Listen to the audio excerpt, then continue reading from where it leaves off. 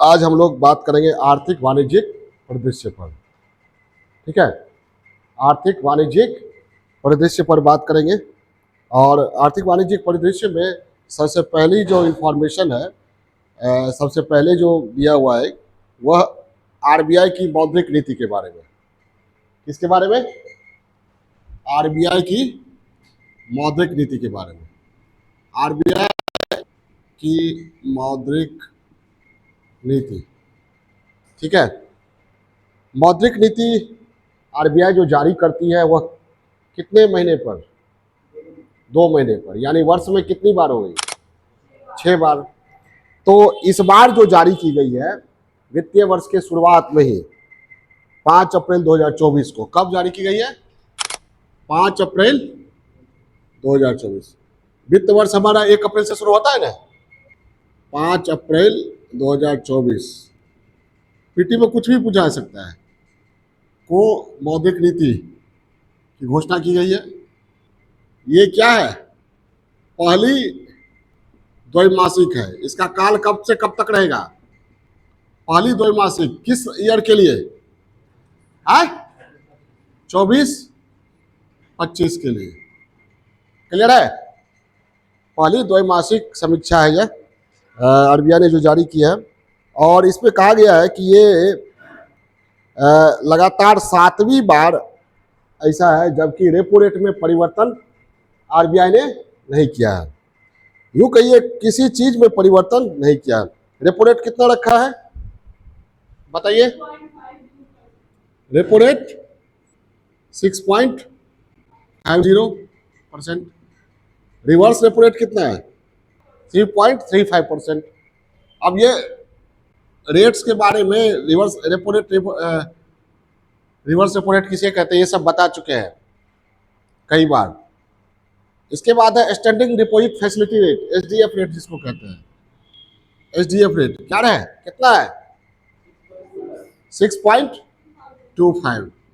ये क्या है बताइए? Standing deposit facility rate. जब एक्सेस मनी बैंक के पास होती है तो वो 1 दिन के लिए रखती है। कहाँ? आरबीआई के पास। इसको क्या कहते हैं?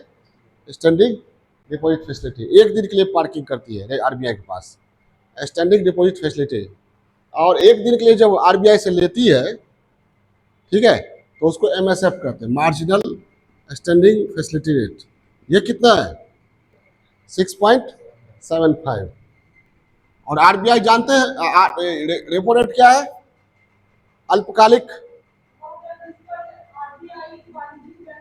अल्पकालिक ऋण देती है। दीर्घकालिक ऋण देती है तो क्या? Bank rate. बैंक रेट कितना है? कितना? हाँ, 6.75।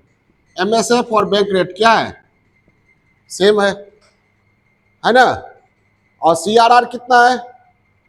Cash reserve ratio 4.50%। और एसएलआर स्टैट्यूटरी लिक्विडिटी रेशियो, सांविधिक तरलता अनुपात 18%। ठीक है।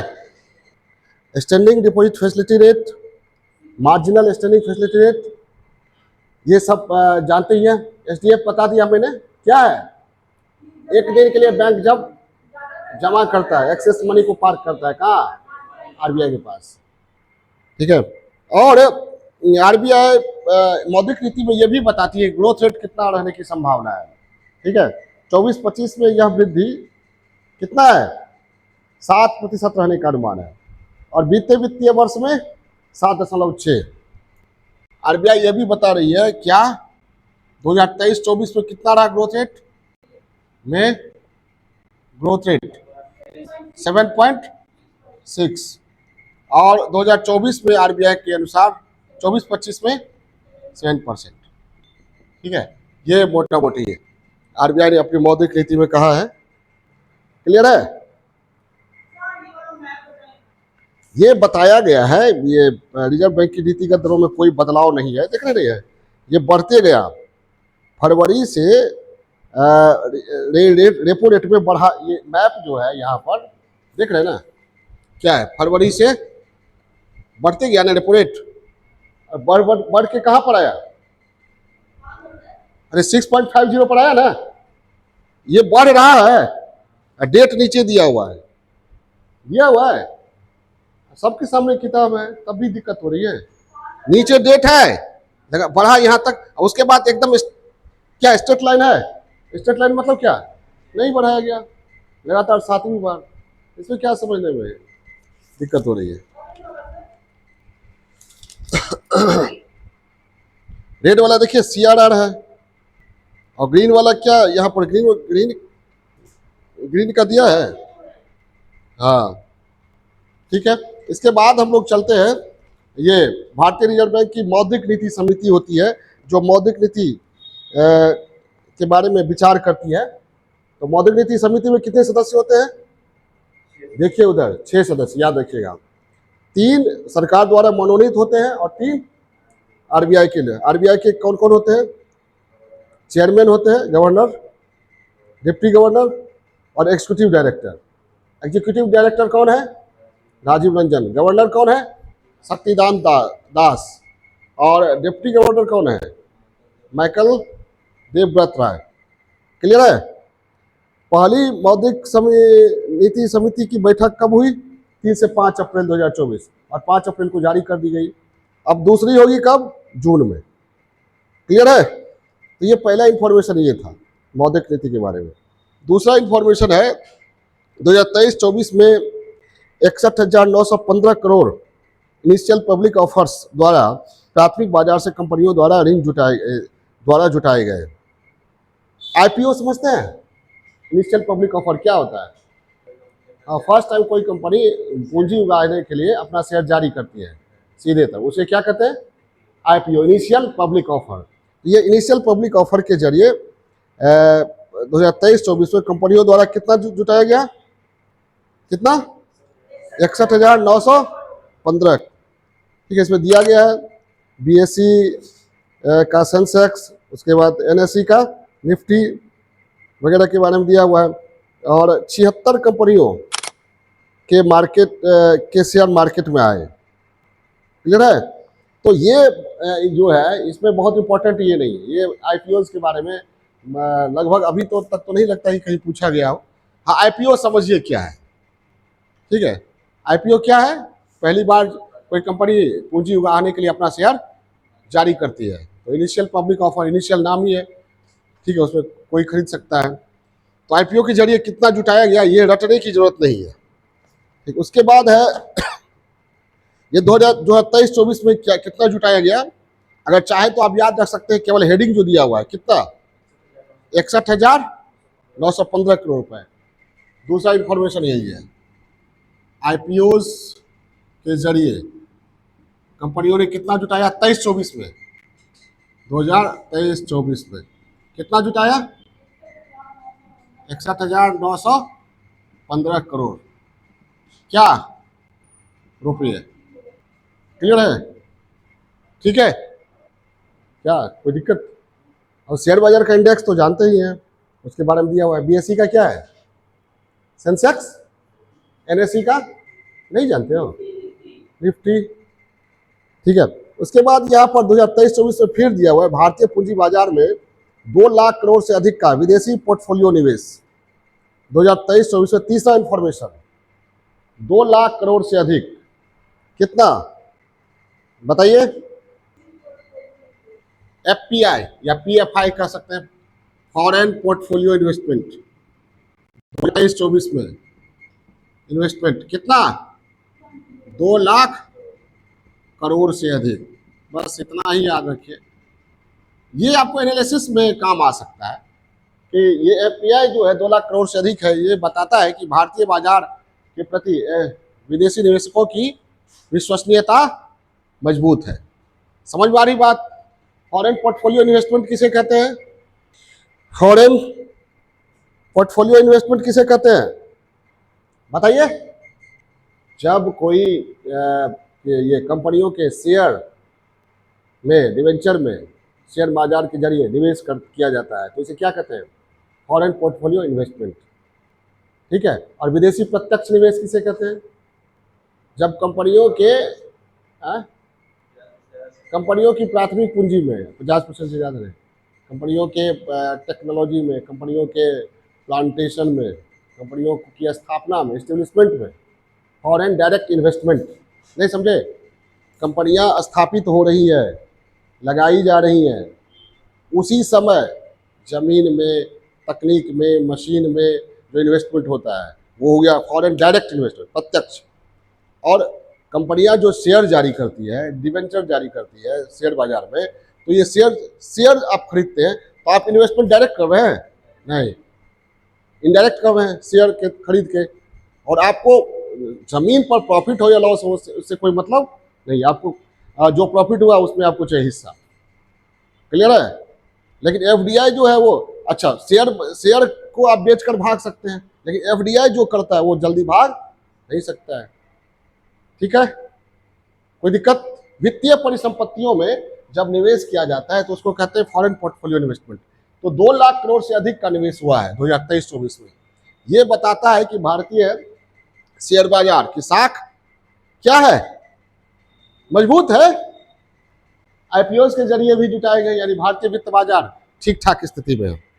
उसके बाद यहाँ पर 2023-24 के अंत में आरबीआई के पास विदेशी मुद्रा कोष, ठीक है, के बारे में दिया हुआ रिकॉर्ड स्तर पर कितना है भाई विदेशी मुद्रा कोष? 2023-24 के अंत में कितना था? यानी 2023-24 का अंत क्या हुआ? 31 मार्च से पहले, यानी 29 मार्च को कितना है? 645.583 अरब डॉलर है, ये रिकॉर्ड है। ठीक है, ये चौथा इंफॉर्मेशन है किसके बारे में? आरबीआई के पास विदेशी मुद्रा कोष, हाँ, रिकॉर्ड स्तर पर पहुंचा है। रिकॉर्ड कितना? मतलब अभी तक कितना पर नहीं था विदेशी मुद्रा कोष हमारा, कितना पहुंच गया है? 645.583। कब?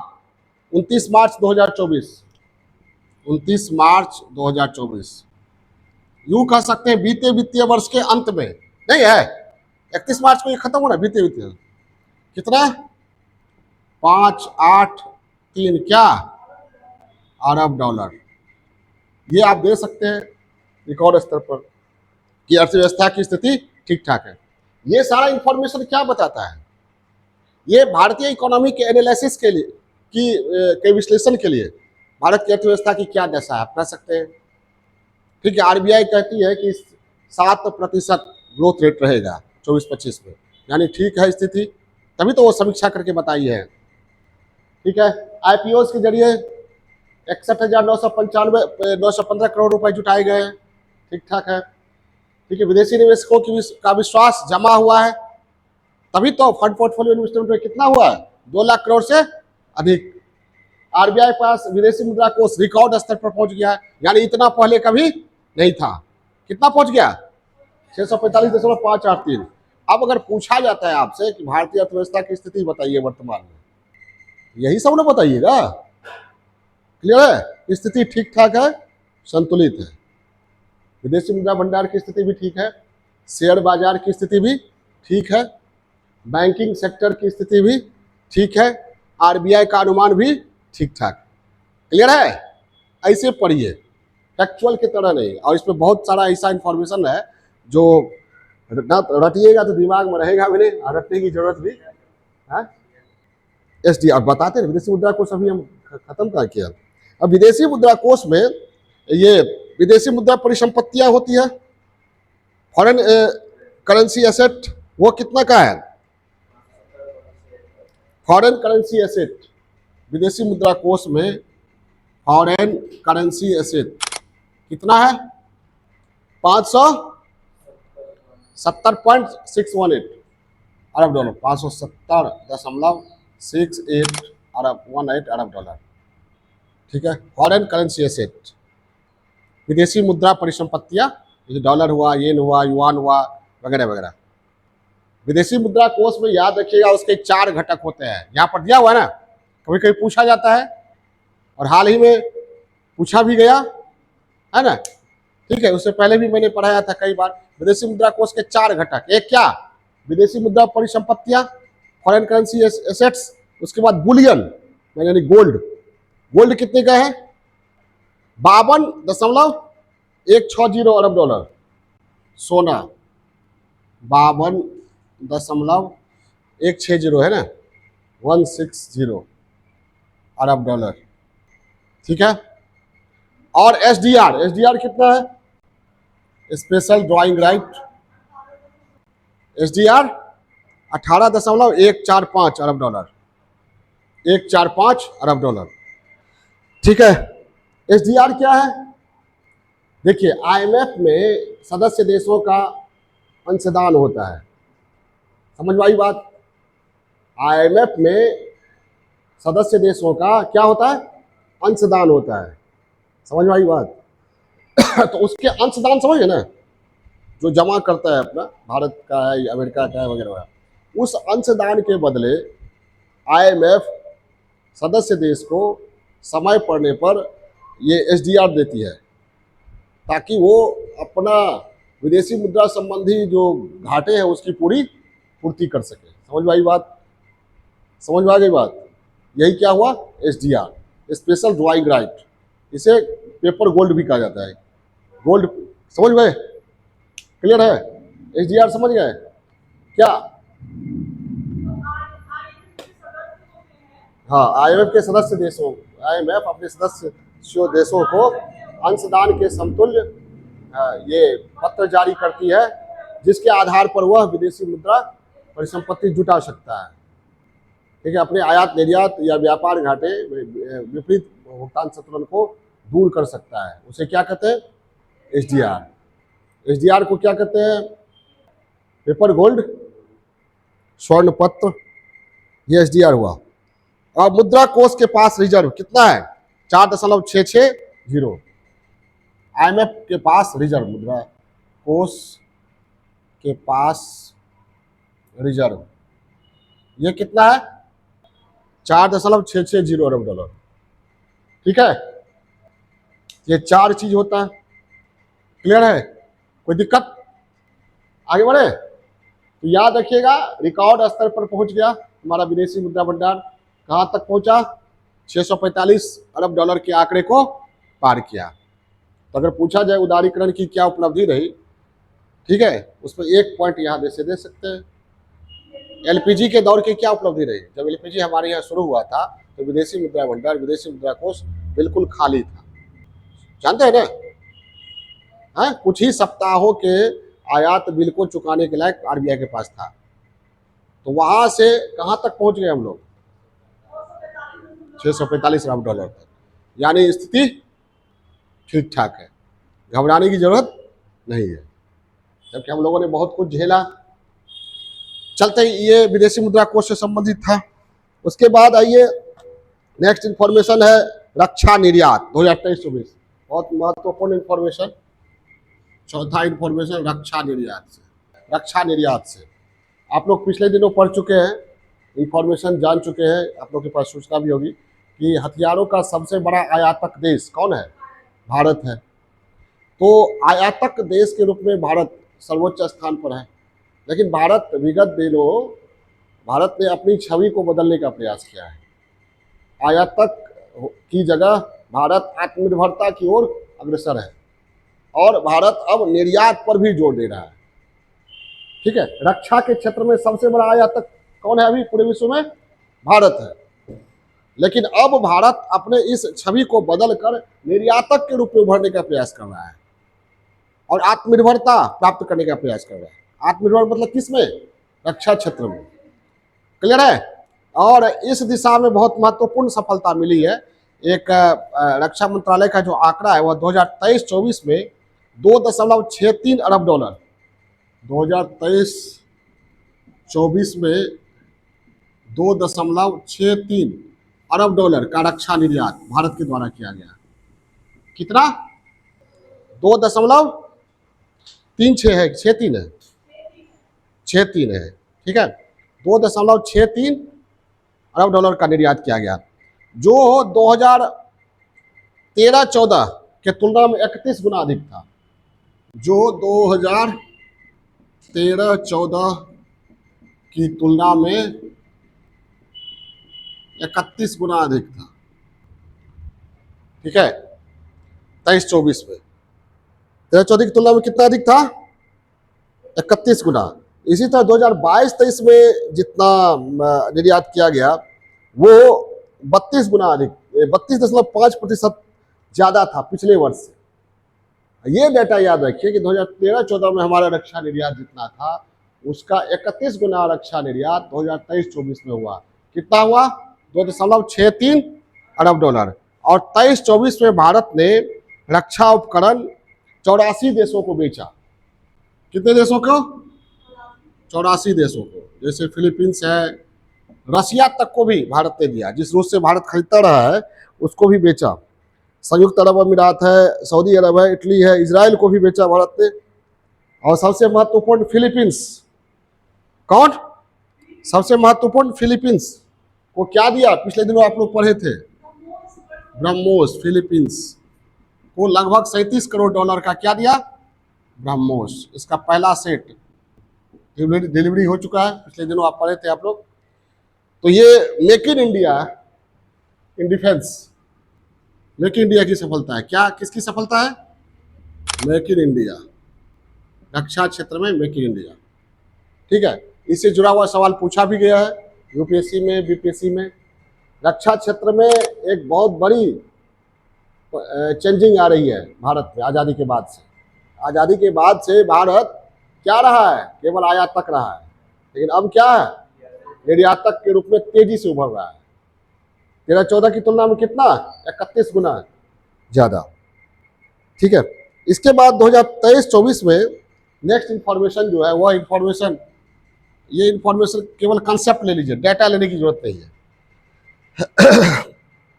निर्यात और आयात दोनों में ऋणात्मक वृद्धि हुई है।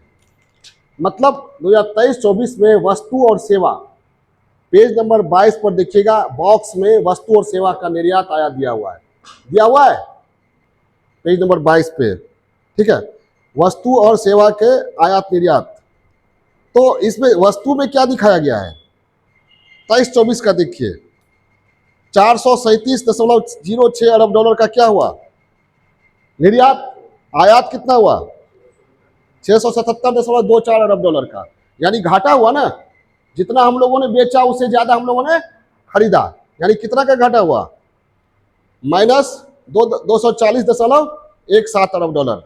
ये ट्रेड बैलेंस हुआ। क्या हुआ? समझ में आई बात? जब निर्यात अधिक हो, निर्यात कम हो, आयात ज्यादा हो, तो क्या होगा? व्यापार घाटा होगा। ठीक है, ये वस्तु के क्षेत्र में। सेवा के क्षेत्र में हमारी क्या स्थिति है? तो एक चीज समझ गए, वस्तु व्यापार में क्या है? कंसेप्ट केवल लीजिए। वस्तु व्यापार में 2023-24 में क्या स्थिति रही? क्या स्थिति रही? घाटे की स्थिति रही। कंसेप्ट लीजिए, वो डेटा याद रहेगा, कोई ठीक नहीं है याद, डेटा बदलेगा। ठीक है, अब ट्रेड सर्विसेज में क्या है? सेवाओं के व्यापार में देखिए, निर्यात कितना है? 340.62 अरब डॉलर। आयात कितना है? यानी हम लोग को ये हुआ, फायदा हुआ, लाभ हुआ है। कितना बचत हुआ है? 162.06। यानी कंसेप्ट क्या है? सेवा व्यापार में क्या हुआ है? ये कंसेप्ट क्लियर हुआ? सेवा व्यापार में 2023-24 में क्या हुआ है? लाभ हुआ है। क्या हुआ? लाभ। अब वस्तु और सेवा दोनों मिलाकर देखते हैं हम लोग। दोनों मिलाकर देखा गया तब कितना है? देखिए नीचे, घाटा हुआ कितना का? 78.12 अरब डॉलर का। समझ गए? वस्तु और सेवा दोनों मिला के घाटा कितना हो गया? 78.12 अरब डॉलर का घाटा हुआ। यही ना? ये कंसेप्ट याद रहेगा ना? आंसर जैसा आंसर रहेगा, भारत के विदेश व्यापार की स्थिति का विश्लेषण कीजिए। ठीक है, 7 अंकों में दिया जाएगा। तो ये डेटा तो याद रहेगा नहीं। ठीक है, हो सके याद रहे, लेकिन नहीं, याद रहने की कोई गारंटी नहीं है। कंसेप्ट क्लियर रहेगा ना? नहीं ना भूलिएगा। 23-24 में वस्तु व्यापार में घाटे की स्थिति रही है। निर्यात मूल्य कम रहा है, आयात मूल्य ज्यादा रहा है। यानी हम लोगों ने भुगतान ज्यादा किया, लिया कम। किसमें? वस्तु व्यापार में। सेवा व्यापार में हमारा निर्यात ज्यादा रहा है, आयात कम रहा है। परिणामतः वस्तु और सेवा दोनों के व्यापार को मिला दिया जाए तो स्थिति घाटे की रही है। लेकिन उस घाटे में एनालिसिस कर रहे हैं हम, सुनिए, उस घाटे में सेवा व्यापार का योग नहीं है। उस घाटे का मुख्य कारण क्या है? वस्तु व्यापार। कंसेप्ट क्लियर हुआ? क्या कंसेप्ट क्लियर हुआ? वस्तु व्यापार में भारत की स्थिति क्या है? सकारात्मक है। सकारात्मक है, नकारात्मक। वस्तु व्यापार में भारत की स्थिति नकारात्मक है। सेवा व्यापार में भारत की स्थिति सकारात्मक है। वस्तु और सेवा दोनों मिला दिया जाए तो भारत की स्थिति नकारात्मक है। और इस नकारात्मकता में किसका योगदान है? वस्तु और व्यापार, वस्तु व्यापार। कंसेप्ट क्लियर हुआ? ये कंसेप्ट ऐसे पढ़िए, डेटा तो बदलता रहेगा। क्लियर है? अब अगर चाहे पॉजिटिव लिखना या भारतीय अर्थव्यवस्था के बारे में तो आप पॉजिटिव लिख सकते हैं कि वस्तु और सेवा के कुल व्यापार में घाटा हुई है, लेकिन घाटा जो है वह बहुत अधिक नहीं है, $100 अरब के नीचे है। नहीं समझे? एनालिसिस पर है। अगर आप आलोचना करना चाहें, वहाँ पे निर्भर करता है किस नजरिए से आलोचना करना चाहते हैं। तो क्या कहिएगा? वस्तु व्यापार में भारी घाटे की स्थिति है और वस्तु और सेवा के व्यापार, थोड़ा बहुत सेवा के व्यापार में स्थिति ठीक भी है, फिर भी ओवरऑल भारत की स्थिति काफी चिंताजनक है। $78 अरब हमारे पर हमारा घाटा है, व्यापार घाटा। ऐसे कह सकते? नहीं समझे? वो कहने पर निर्भर करता है ना। ठीक है, आधा गिलास पानी है आपके पास तो आप ये कह सकते हैं आधा गिलास खाली है। नेगेटिव। पॉजिटिव, आधा गिलास भरा हुआ है। या $78 अरब कह सकते हैं ये घाटा है, ये भी कह सकते हैं बहुत कम घाटा है, ये भी कह सकते $78 अरब घाटा है। समझ में आ रही बात? कंसेप्ट क्लियर हुआ? व्यापार में, बैलेंस ऑफ पेमेंट में, हाँ, ये ट्रेड बैलेंस में। उसके बाद है नेक्स्ट इंफॉर्मेशन। चलिए, उसके बाद जो इंफॉर्मेशन है वह है ये वर्ल्ड बैंक का, एशियन डेवलपमेंट बैंक का और अंतर्राष्ट्रीय मुद्रा कोष का। ठीक है, किसका किसका? World bank, Asian development bank, अंतर्राष्ट्रीय मुद्रा कोष और अंकटाड का ग्रोथ रिपोर्ट के बारे में। ठीक है, ग्रोथ कितना होना है भारत का और पूरे विश्व का। क्लियर है?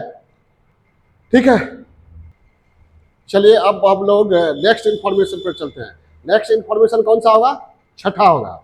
छठा इंफॉर्मेशन, सातवां इंफॉर्मेशन, आठवां इंफॉर्मेशन और नवा इंफॉर्मेशन एक ही है। इसमें 2024 और 25 में, वित्तीय वर्ष 2024-25 में भारत की वृद्धि दर क्या रहेगी उसके बारे में मोटा मोटी फोकस किया गया है।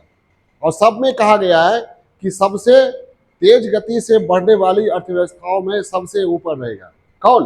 भारत। यानी कुल मिलाकर अभी तक हम लोगों ने जो पढ़ा उससे क्या लग रहा है? भारत की स्थिति काफी उत्साहजनक है। समझ आई बात? अब मैंने बताया छठा इंफॉर्मेशन क्या है? 2024-25 में भारतीय अर्थव्यवस्था में वृद्धि सभी प्रमुख अर्थव्यवस्थाओं में सर्वोच्च रहने का विश्व बैंक का अनुमान। ठीक है, ये विश्व बैंक का अनुमान है। सातवां इंफॉर्मेशन में है एशियाई विकास बैंक की रिपोर्ट में भारतीय अर्थव्यवस्था में ही वृद्धि सर्वोच्च रहने की बात। ये किसका है? एशियाई विकास बैंक। आठवां इंफॉर्मेशन है सबसे तेज गति से बढ़ रही भारतीय अर्थव्यवस्था। किसका? ये अंतर्राष्ट्रीय मुद्रा कोष का। यानी और नवा इंफॉर्मेशन किसका? अंकटाड का। वो भी कहता है 2024-25 में भारत में विकास दर 6.5% रहने का अंकटाड का पूर्वानुमान सभी प्रमुख अर्थव्यवस्थाओं में सर्वोच्च होगी। अंकटाड क्या है? United nation conference on trade and development. ठीक है, तो ये देखिए, ये सारा छठा, सातवां, आठवां, नवा इंफॉर्मेशन एक जगह पेज नंबर 25 पर बॉक्स में दिया हुआ है। दिया हुआ है, है?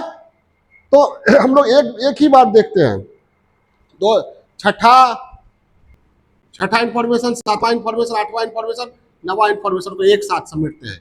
इसमें क्या दिया हुआ है? वर्ष, वित्तीय वर्ष क्या 2024-25 में भारत के जीडीपी में वृद्धि का क्या है? भारत के जीडीपी में वृद्धि का अनुमान दिया गया है। ठीक है, क्या बताया गया है इसमें? क्या बताया गया है? कंसेप्ट बताइए, क्या बताया गया है? अभी ना बताएं। क्या कैसा रहेगा? सकारात्मक क्या है? अरे उत्साहजनक क्या रहेगा? सबसे तेज, सबसे तेज गति से बढ़ने वाली अर्थव्यवस्था में सबसे ऊपर, ये पूछ रहे हैं। उत्साहजनक तो रहेगा, क्या उत्साहजनक रहेगा? दूसरे स्थान पर, तीसरे स्थान पर। तब सर्वाधिक तीव्र गति से बढ़ने वाली अर्थव्यवस्था रहेगी कौन? भारत। ये सभी ने बताया है। अब जो बताया, क्या क्या बताया है वो देखिए। छठा में क्या है? विश्व बैंक। विश्व बैंक ने कितना बताया है? विश्व बैंक ने कितना बताया? 6.6%। एशियाई विकास बैंक ने कितना बताया? एशियाई विकास बैंक कितना बताया? 7.0%। ठीक है। उसके बाद है अंतर्राष्ट्रीय मुद्रा कोष ने कितना बताया? IMF इंटरनेशनल मॉनिटरी फंड ने कितना बताया? 6.8%। अंकटाड ने कितना बताया? United nation conference on trade and development, UNCTAD कितना कंफर्म है ना? 6.5%। कोई दिक्कत? समझ गए? और अपना RBI ने कितना बताया? RBI ने कितना बताया? 7.0%। और यहाँ देखिए कुछ क्रेडिट रेटिंग एजेंसी का भी दिया हुआ है पेज नंबर 25 में के बॉक्स में। मूडीज कितना बताया है? 6.1। मूडीज का भी ये है कि भारतीय अर्थव्यवस्था में 6% वृद्धि होगी। फिच कितना बताया है? 7.8। मूडीज का लिख लीजिए, मूडीज का कितना? 6.1। और स्टैंडर्ड एंड पुअर का कितना है? Standard and poor's 6.8। ठीक है। हाँ, ये पूछा जा सकता है। और जो क्वेश्चन सेटर होंगे, ठीक है, इंटेलेक्चुअल होंगे, तो यही सेट करेंगे। क्लियर है? या फिर स्टेटमेंट कहीं पर दे दिया जाएगा। ठीक है। वित्तीय एजेंसियों, अंतर्राष्ट्रीय वित्तीय संस्थाओं द्वारा भारतीय अर्थव्यवस्था के बारे में 2024-25 वित्तीय वर्ष 2024-25 के संबंध में क्या पूर्वानुमान लगाया गया है? ये उसमें विश्व बैंक द्वारा इतना दिया गया है, एशियाई विकास बैंक द्वारा इतना दिया हुआ है। ठीक है। चार्ट दे देगा, उसमें कोई गलत दे देगा, कोई सही दे देगा। समझ रहे? क्वेश्चन किसी भी तरह आ सकता है, कंसेप्चुअल क्वेश्चन भी आ सकता है। ठीक है। अब इसमें वर्ल्ड बैंक वगैरह ने कहा है कि आखिर ये जो सर्वाधिक तेज गति से बढ़ने वाली अर्थव्यवस्था के रूप में भारत बना रहेगा 2024-25 में, वो उसका कारण क्या है? उसका कारण बताया है घरेलू मांग में वृद्धि। कारण बताया है घरेलू मांग। हमारी आबादी बहुत अधिक है ना? तो अगर निर्यात रुक भी जाए तो हमारी आबादी ही इतनी बड़ी है और मिडिल क्लास बहुत है। मिडिल क्लास क्या करता है? हमेशा खरीदता रहता है। समझ में आई बात? तो वो घरेलू मांग बहुत अधिक है। अब वृद्धि किस पर निर्भर करती है? मांग जितनी अधिक होगी, ग्रोथ रेट उतना अधिक होगा। घरेलू मांग, सरकारी व्यय, सरकार व्यय कर रही है, आए? सरकार खर्च कर रही है। इतना सारा योजनाएं चला रही है सरकार, देख रहे हैं ना, बहुत सारी योजनाएं। हाँ, लोक कल्याणकारी बहुत सारी योजनाएं चलाई जा रही है। आयुष्मान भारत हो या नल जल योजना हो और गति शक्ति परियोजना हो, किसान सम्मान निधि हो और उज्ज्वला योजना हो, उजाला हो, जीविका पर खर्च हो। ठीक है। तो ये है। उसके बाद ये बताया है कि मुद्रास्फीति भी कंट्रोल्ड है। RBI काफी हद तक सफलतापूर्वक मुद्रास्फीति नियंत्रित किए हुए। हालांकि बताया है कि फूड इन्फ्लेशन है, यहाँ खाद्य मुद्रास्फीति है, फिर भी ठीक है। और निजी क्षेत्र में साख का विस्तार, ये कारण बताया गया। ये इंफॉर्मेशन हो गया। साख मतलब क्रेडिट लोगों को देना, जिसके लिए सरकार को आलोचना भी झेलनी पड़ती है ना, नहीं सुनते हो? ये अभी किस चीज का, ये ग्रोथ रेट इतना क्यों रहेगा, उसका पता है, आधार ये सब है। क्लियर है। इसके बाद जो इंफॉर्मेशन है, एक इंफॉर्मेशन है, 10वां इंफॉर्मेशन है WTO का, वर्ल्ड ट्रेड ऑर्गेनाइजेशन का। उसका कहना है 2023 में सिकुड़न के पश्चात 2024 में वैश्विक वस्तु व्यापार में वृद्धि 2.6% रहने का विश्व व्यापार संगठन का संशोधित अनुमान। ठीक है, चलिए ये उतना इंपॉर्टेंट नहीं है, हालांकि ये खाली कंसेप्ट याद रखिएगा। WTO ने अनुमान लगाया है कि वैश्विक वस्तु व्यापार में वृद्धि बनी रहेगी 2.6% का। ठीक है, जबकि अभी हम लोग अनुमान क्या लगाते हैं, स्थिति बहुत ही चिंताजनक है। कोविड आया, रूस यूक्रेन युद्ध, फिर फिलीपींस हमास इजराइल युद्ध, वैश्विक मंदी पहले से चली आ रही थी। ठीक है, और आतंकवाद जगह जगह पर ये, और बहुत देशों की संरक्षणवादी नीति कोविड के कारण। ठीक है, लोकल को, सभी लोग अपने लोकल को ग्लोबल बनाना चाहते हैं, बाहरी आयात को कम करना चाहते हैं, स्वदेशी पर ज़्यादा जोर है। हमारे यहाँ ही नहीं, सभी देशों में है। समझ आई बात। कोविड ने क्या सिखाया कि बाहर पे निर्भर नहीं रहो ज़्यादा, है आत्मनिर्भरता, ग्लोबल पर, ग्लोबल गुड्स पर या कुछ भी चीज़ पर निर्भर नहीं रहना है, लोकल को ग्लोबल बना देना है ताकि हमें कभी भी दिक्कत ना हो। ठीक है, उसके बाद 10वां इंफॉर्मेशन है अरबपतियों के बारे में। ये उतना इंपॉर्टेंट नहीं है, खाली देख सकते हैं। विश्व के शीर्ष 10 अरबपति में पहले कौन है, बर्नार्ड एर्नॉल्ट, फ्रांस के हैं, 233 अरब डॉलर इनकी संपत्ति है। दूसरे नंबर पे जो है वो काफी चर्चा में रहते हैं, नाम क्या है उनका, एलन मस्क। एलन मस्क की कंपनी देखिए टेस्ला है, जानते ही है टेस्ला क्या है, कार। उसके बाद स्पेस एक्स, इसके बारे में बराबर, ट्विटर है इनका, जो उसको एक्स अब ये दिया गया है। तो एलन मस्क, और भारत के जो मुकेश अंबानी है वो कितने नंबर पे है, 9वें नंबर पर। कितना ये है उनका, 116 अरब डॉलर है। यानी शीर्ष पर जो है 233, उसका सीधा आधा। भारतीय अरबपतियों में शीर्ष पर जो है, वो विश्व में जो शीर्ष पर है उसकी संपत्ति का कितना है, इनका आधा। क्लियर है। चलिए, भारत के जो शीर्ष 10 अरबपति है उनमें शीर्ष पर कौन है, मुकेश अंबानी। दूसरे नंबर पे गौतम अडानी, अंबानी अडानी, और उसके बाद शिव नडार HCL के हैं। चलिए ये उतना इंपॉर्टेंट नहीं। अब यहाँ पर बहुत इंपॉर्टेंट है, ये टैक्स कलेक्शन के बारे में दिया गया 23-24 में। टैक्स कलेक्शन, कर संग्रह भारत सरकार का।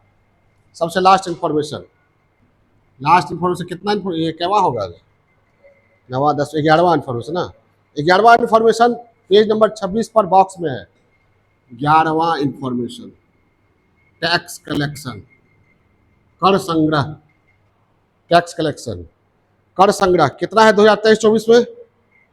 ये दिया गया है कि कर जो लक्ष्य था उससे अधिक रहा है। 23-24 में वित्त मंत्रालय का ताजा अनुमान कि 2023-24 में प्रत्यक्ष कर लक्ष्य से अधिक रहा है। संदर्भित वर्ष में प्रत्यक्ष करों से 18.23 करोड़ जुटाने का लक्ष्य बजट में था, जिसे बढ़ाकर 19.45 लाख संशोधित अनुमानों में किया गया था। ठीक है, उसके बाद बोल्ड लेटर में देखिए लिखा हुआ है 2023-24 में शुद्ध प्रत्यक्ष कर संग्रह नेट कितना हो गया, 19.58 लाख करोड़, जबकि बजट में कितना था, 18.23 करोड़। तो कंसेप्ट ये लेना है कि बजट में जितना लक्ष्य निर्धारित था प्रत्यक्ष कर संग्रह, उससे यहाँ पर दिया हुआ है बजट अनुमान की तुलना में 7.40% अधिक है। ठीक है, 19.58 लाख करोड़। प्रत्यक्ष कर संग्रह कितना होगा, प्रत्यक्ष कर संग्रह 2023-24 में कितना रहा, 19.58 लाख करोड़, जो बजट में जो अनुमान लगाया गया था उससे अधिक है, बजट अनुमान से अधिक। कंसेप्ट ये याद रहेगा ना। आप कहीं भी ये डाटा इस डाटा का उपयोग कर सकते हैं, पीटी में भी पूछा जा सकता है। 19.58 लाख करोड़ है क्या डायरेक्ट टैक्स कलेक्शन। जीएसटी से कितना है, 23-24 में केंद्र सरकार का जीएसटी संग्रह 20.14 लाख करोड़ रहा है, जो पूर्व वर्ष की तुलना में 11.7% अधिक है। यह पहला वर्ष है जब वित्तीय वर्ष में जीएसटी कलेक्शन 20 लाख करोड़ के आंकड़े को पार कर गया है। 23-24 में कितना रहा जीएसटी कलेक्शन, जीएसटी संग्रह? 2023-24 में कितना? 20.14 लाख करोड़। ये क्या पहला अवसर है जब 20 लाख करोड़ का आंकड़ा जीएसटी ने पार किया है। ये रहा आर्थिक वाणिज्यिक परिदृश्य।